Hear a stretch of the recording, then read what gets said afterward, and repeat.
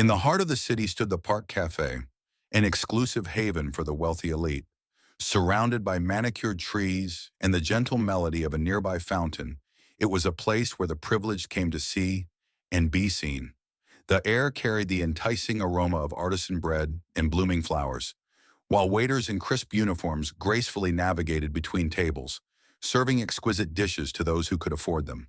The players at the center of this polished scene sat Bernard Green, a 72-year-old titan of industry whose name had become synonymous with power and wealth.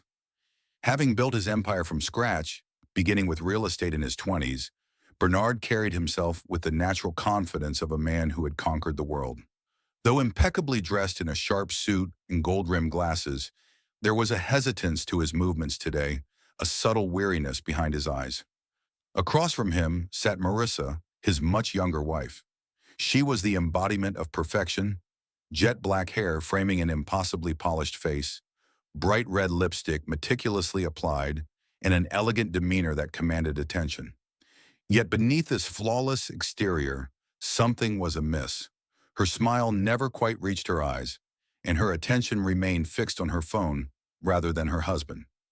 Outside the cafe's decorative patio fence lingered Malik, a homeless boy with an oversized hoodie hanging loosely on his thin frame. His dark, watchful eyes scanned the tables, searching for opportunities that might ease his hunger. Unknown to the privileged patrons, Malik was a regular presence on this street, existing on the margins of society, overlooked and forgotten by most who passed him by. The moment. As Bernard momentarily looked away to check his phone, Malik witnessed something chilling. With practiced discretion, Marissa slipped a small vial from her designer handbag and poured its clear contents into Bernard's soup, stirring it casually until all evidence disappeared. Her whispered words carried just far enough for Malik to hear. "After all the trouble I've gone through, you won't ruin this now." Malik froze in disbelief. Had he really just witnessed a murder attempt? His mind raced with conflicting thoughts. Why should he get involved? Who would believe a homeless kid like him? But as Bernard's spoon hovered dangerously close to his lips, Malik knew he couldn't remain silent. The intervention without further hesitation, Malik pushed through his fear and marched directly to the table. With a voice that cracked but didn't falter, he shouted words that would change everything. "Don't eat that." The cafe fell silent.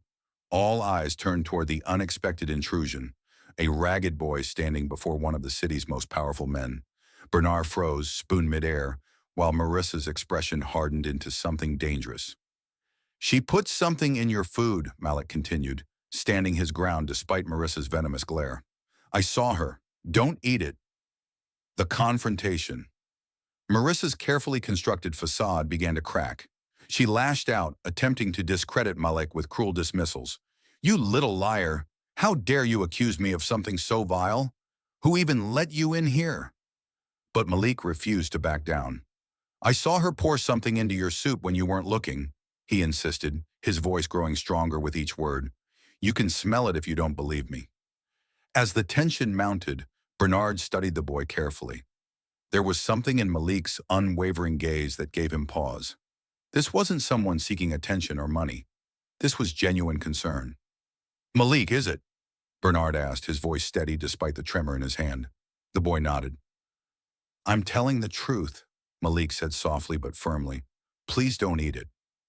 The unraveling Marissa's composure continued to deteriorate as Bernard's suspicion grew. When he suggested testing the soup, her mask slipped completely. "Enough of this," she snapped, slamming her hands on the table. "Bernard, eat your damn soup and let's go."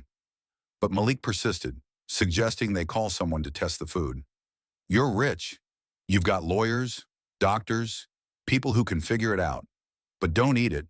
If you do, you'll regret it." Bernard's eyes narrowed as he turned to his wife. "Marissa, you've been acting strange for weeks now." "I don't know what you're talking about," she stammered, her confidence faltering. "You can't seriously think I'd poison—" "Me?" Bernard finished, his tone razor-sharp. The cafe patrons gasped, their whispers growing louder as the drama intensified. When Bernard instructed a waiter to call the police, Marissa's panic became palpable. The truth revealed. As sirens wailed in the distance, Marissa's carefully constructed world began to collapse. When officers arrived and moved to test the soup, her resolve finally crumbled. "Fine," she spat, voice dripping with venom. "You want the truth? I'm tired of living in his shadow, tired of his control over everything. He was never supposed to make it past this year, and I—" She stopped abruptly, realizing too late how much she had revealed. The cafe erupted in shocked gasps as patrons reached for their phones to record the stunning confession. "Ma'am, I'm placing you under arrest for attempted murder," the officer declared grimly. As they led her away, Marissa's composure shattered completely. "You don't understand. I deserved everything he had. Everything." Her protests echoed through the stunned cafe, leaving a wake of disbelief. The aftermath.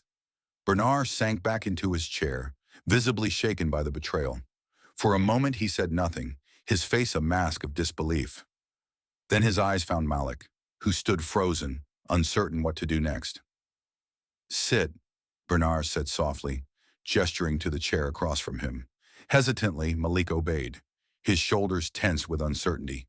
"You saved my life," Bernard acknowledged, his voice low but firm. "I don't know how I can ever repay you." Malik fidgeted uncomfortably. "I just couldn't let it happen. I couldn't just watch and say nothing." Bernard nodded thoughtfully.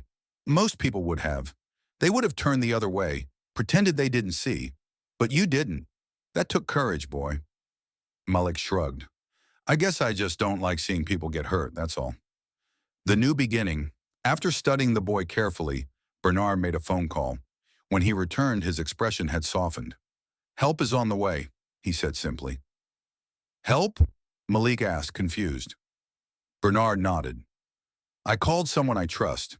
They'll make sure you have a place to sleep tonight, somewhere safe. And if you'll let me, I'd like to do more than that."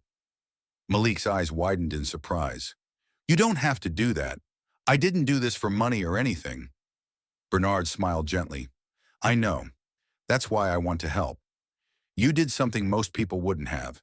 And trust me, Malik, if the world had more people like you, it would be a much better place." For the first time in years, Malik felt something he had almost forgotten. Hope. Sometimes life gives us the chance to change someone else's story, Bernard reflected.